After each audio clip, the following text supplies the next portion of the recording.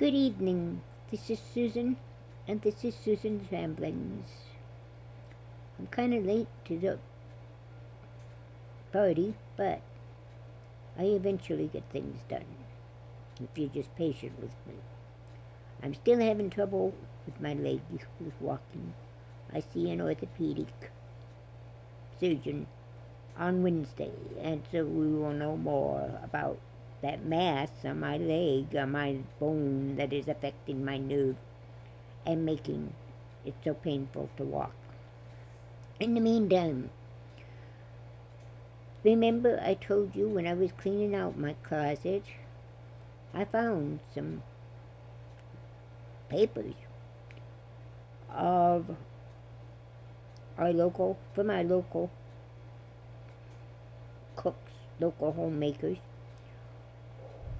that came from the 80s. These are recipes. These are kind of a paper recipe, I guess you call them. It's whole paper supplements added to the normal paper, and these are local ones. Now I'm just going to go through some of them. You've noticed I crossed out the names of the people who submitted them. Didn't think they wanted to be known on nationwide, and also since these are so old, they're probably no longer with us. Anyway, some of these recipes are recipes that I still use, so you know they're old. Who knows where they came from? First one is cranberry relish, and that's the way I make my cranberry relish every Christmas and Thanksgiving. I grind them all together in a food chopper, food processor, add my sugar, and let it stand overnight. I mean, it's delicious. I may have to change some of that because of the prices for produce. I'll have to look for a different recipe, I'm sure. And maybe that's fine because after 30 years, yeah, maybe we're tired of it. Second one is spiced tea mix. I make this all the time. All the time. We really like it. We just combine that stuff together and use it in hot water. Delicious, okay? And they are all easy things to find right now. So stock up on your pantry so you can have a special tea mix. Eggnog mix. I don't know if I'm saying that right.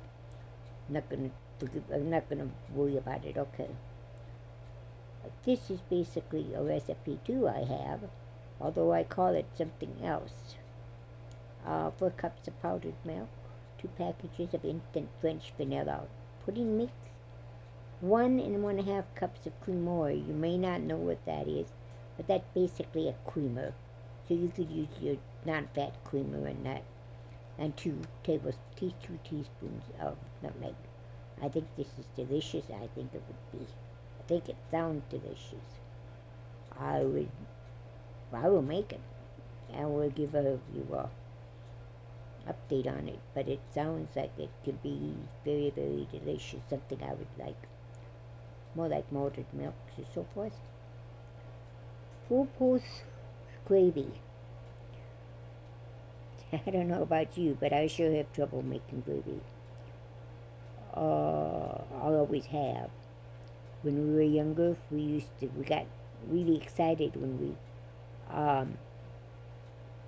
found out we could use cream of mushroom soup in our drippings, and then use some kitchen bouquet on it to add some color, and boy, we had a good gravy. We thought we were really doing good. Full-course gravy. Orange Julius.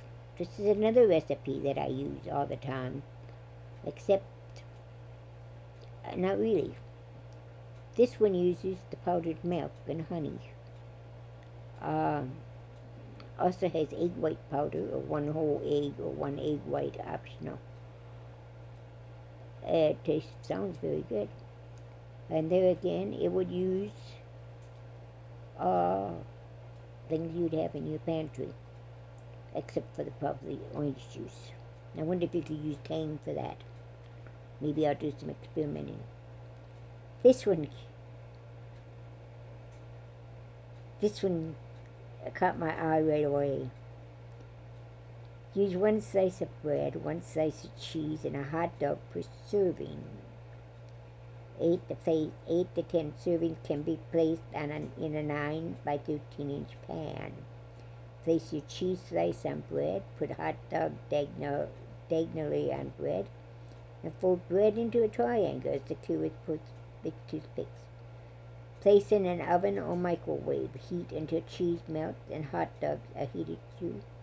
Microwaves were just coming into style at that time, so once in a while you have a microwave thing.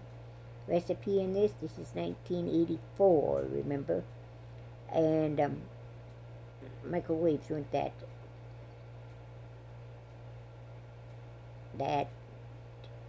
handy, weren't that in that many kitchens at the time. Potato pancakes. I remember someone trying to make potato pancakes with no recipe. It didn't go over very well, believe me. And I have yet to try potato pancakes since then. I know I didn't make them. But unfortunately, I was supposed to eat them. Anyway, yeah, that's a memory that we don't want to even remember. Potato pancakes. It's things that you have from your garden, and it would be very, very handy to make. So, try it out, okay? Good apple butter. You know, it takes unsweetened applesauce. I never thought of using applesauce to make apple butter.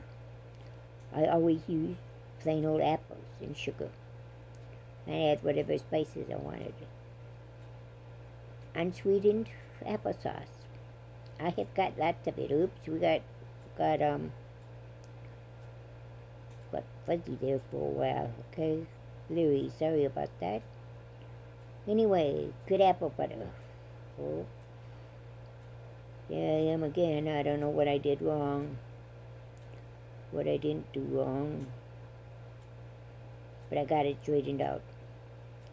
Okay, use your apple butter instead of applesauce instead of your apples. Barbecue sauce is another one that's an easy recipe and something you would have in your pantry at all times. I hope. Okay? Move over here. Another apple butter. This one says 7 pounds of applesauce. Boy, this makes a big one, huh? And yeah, there we go. This would be grape juice too. That one sounds like it'll quite well. Okay? Anybody wants to try that? Give us a call. Give us a comment on it and see what happens.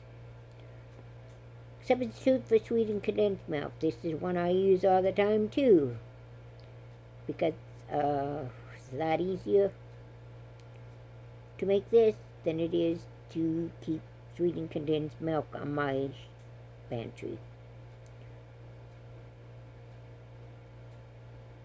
Sweetened condensed milk, the substitute. Just uses non-fat milk, dry milk, and sugar, and water. And you got it. Okay? Punch. This is the last recipe on this page. The page was entitled Beverages and Miscellaneous. Anyway, this is a punch. And with Christmas. Boy, I'm way behind, aren't I? I'm far ahead. With graduation coming up, Mother's Day coming up,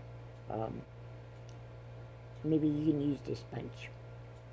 So, that's it for today. Recipes from 1984 from some of my local homemakers. Have a great day. Have a great evening. We'll see you tomorrow, I hope. God bless.